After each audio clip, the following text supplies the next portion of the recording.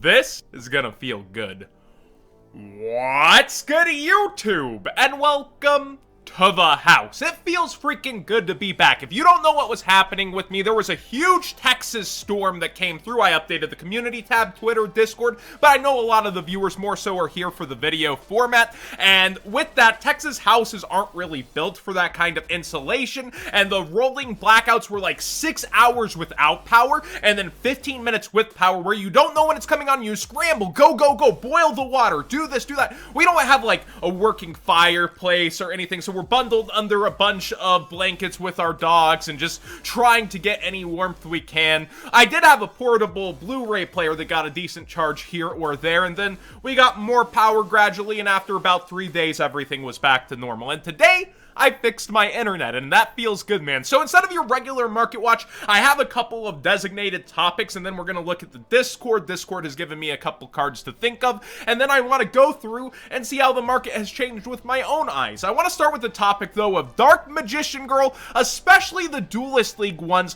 that have gotten out of freaking control and are selling for $500. Actual cash money sold listings on eBay. It's crazy, and we're not talking PSA graded, we're talking loose. And when we come over here, No Limit Gaming, John actually mentioned he probably had a ton, but then I see him list one lightly played over here. You know what? I have myself. This is why I say you go after first ed the original. Really hard to get things. You might Dark Magician Girl would be really hard to get in the Duelist League form. I have a ton of super near mints myself. You know, whenever I say I have a ton of something, I have a ton of something, and these are mint. So if you're that rich daddy actually going and getting sales over here, and let me fix that camera up, if you're actually going and buying these out loose on eBay, 500, not even taking the best offer, yo, hit me up in the DMs, for real. Jokes aside, this does bring up the topic, though. Dark Magician Girl is stonks up there with the others. She's up with the names of Blue Eyes, Dark Magician, but I feel like Dark Magician and Blue Eyes take the lead. They're the more iconic monsters, where this is more the, yes, a man of culture. You've gotten much deeper into Yu-Gi-Oh! Let me introduce you to the basic waifu that happens. And I was actually going to suggest the Speed Duel tournament packs to you guys again around the $16 mark, and they've gone up since my power's been out. They've gone up towards $23 and are quickly 30, and these are actually lower listings. You see some French mixed in and that kind of stuff. French again, let's see here, then 31 for English, 33. It does go up quickly.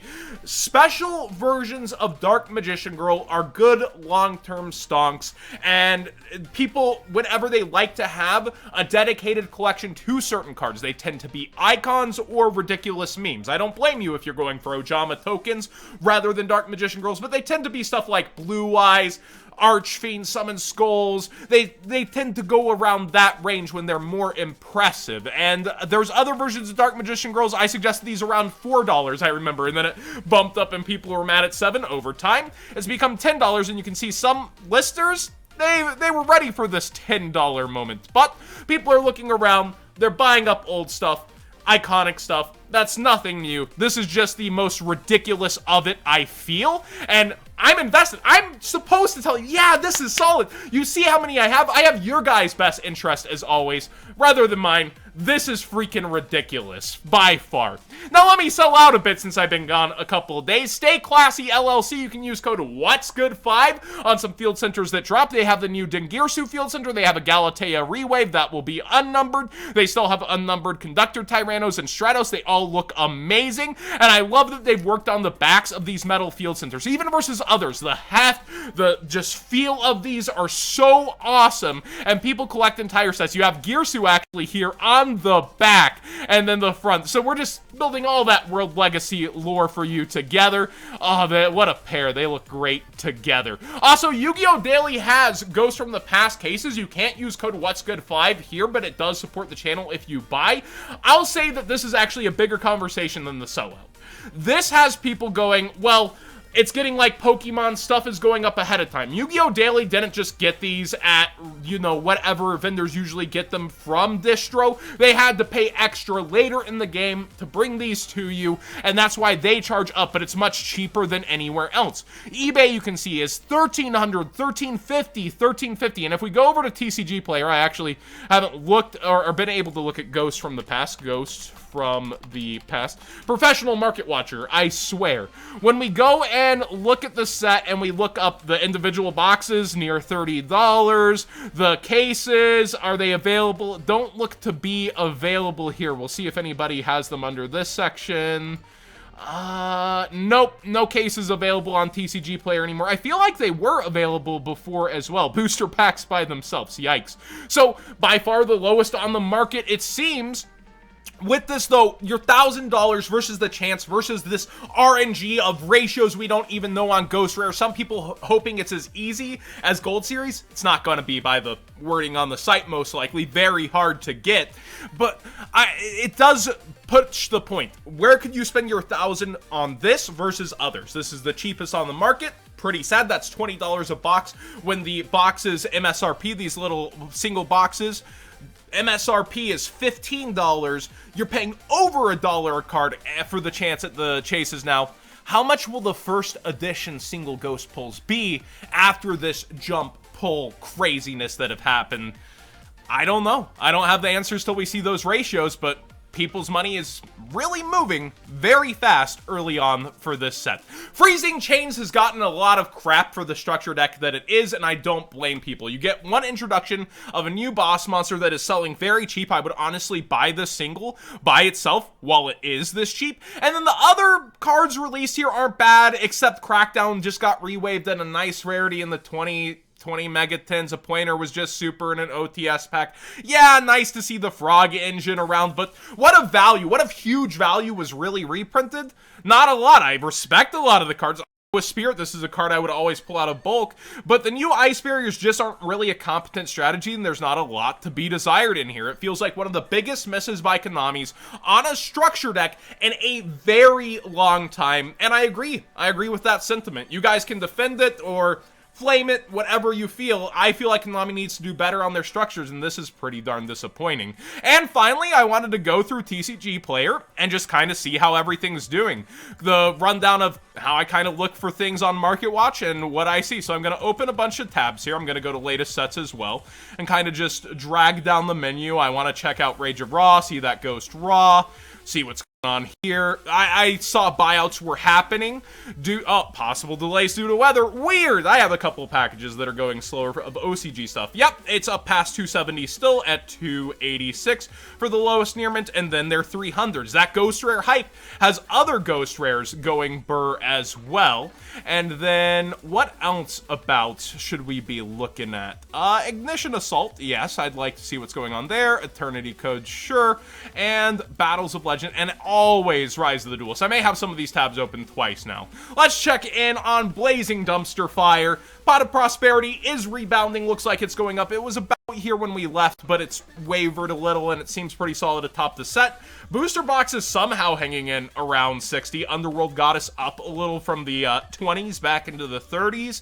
And I sound kind of like Weatherman when I say that, don't I? Maybe I just have weather on the mind with everything happening to me. Rest of the set has fallen out completely and is super duper freaking cheap. I want to see the actual cheapest Psychic Eraser lasers on here. 65, 70 cents, and then $1. Yeah, people hyping up this card. How's that going for you? Past that, I just don't buy into the Zephyr Mirador at all. I feel like this card is overhyped from the beginning. It's fallen out, and you can see it's one of the cheapest Starlights of all time. I do think the Armed Dragon Thunder level 10 Starlight might be something to hang on to. People are hyping up that Armed Dragon level 10 Ultimate Rare, and then Trishula doing really well for itself as the structure deck came out. We were wondering if that would have some kind of impact. Looks like it slammed into it, and it has gone up. Next up, Legendary Duelist Season 2. Abyss has fallen out a little. It was 18, I think, last we looked. Afterglow is hanging around 12, and everything else, solid value for what the set is, but it looks like a lot of eyes are off the set. Rose Maiden, I think, was up towards 6, then down towards 4. Now it's at 5, still jumping around. Leave around 5. Tons of solid value for your packs here. The Genesis Impact, we have the next one, Ancient Guardians, coming out, and they've worded that some classic favorites are going to be in that. Hopefully they fix their ratio on collector rares and what are collector rares versus how this turned out, and collector rares get a second look on the market, but this just complete fallout for the most part. And Drytron not necessarily getting as many looks anymore. Look at Nova down into the 30s.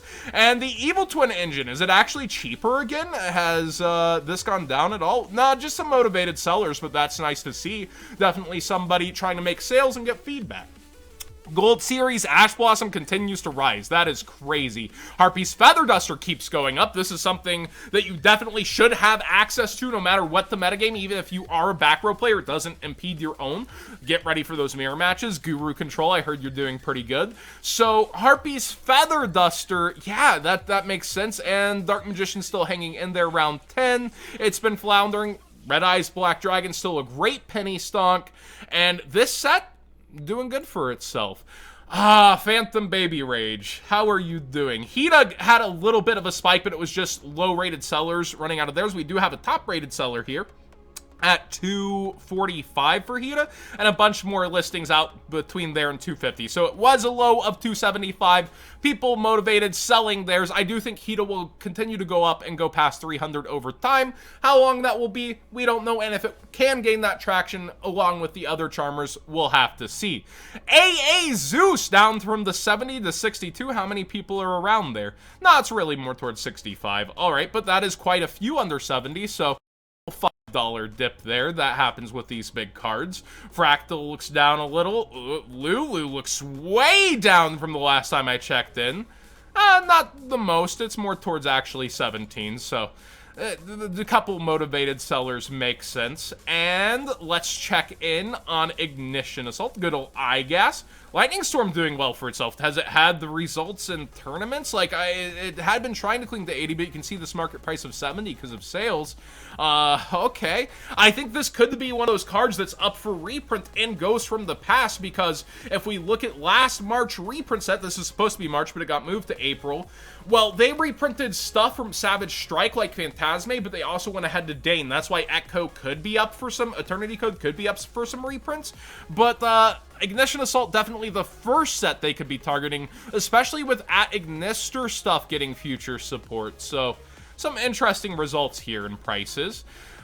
Access Code Talker still an $80 card. Yep, Animador Archosaur around 50 instead of 60. Chamber Dragonmaid. The Dragonmaids, my eternal rivals here on Market Watch, defying gravity. If this continues, the Starlight has to be going through the roof, yet I still see it hanging around 250, but then there's only one till it's 290. Using that TCG player link in my description down below, costing you nothing extra to support the channel directly for the cards you'd already be buying. That 250 maybe stonks.